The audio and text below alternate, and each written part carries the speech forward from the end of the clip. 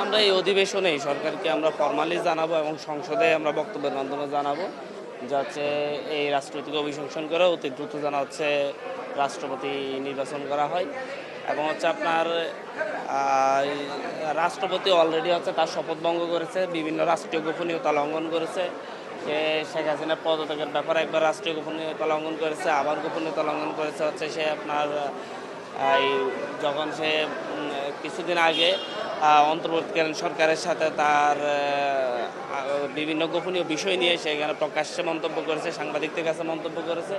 তো সেই জায়গা থেকে অবশ্যই তার এখন আর নৈতিক বা হচ্ছে আইনগত কোনো অবস্থান নেই যে সে হচ্ছে রাষ্ট্রপতি হিসেবে থাকবে।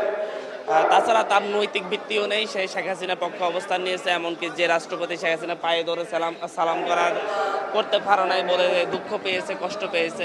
মাসালা মিল্ক ও পিৎজার সাথে thin and crunchy biscuit fit biscuit, যখন তখন ইটিং, যেখানে সেখানে ফিটিং।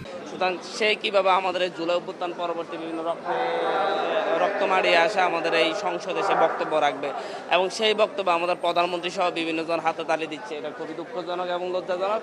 অতি দ্রুত তাকে অভিশংসন করে সংসদকে কলঙ্কমুক্ত করতে হবে।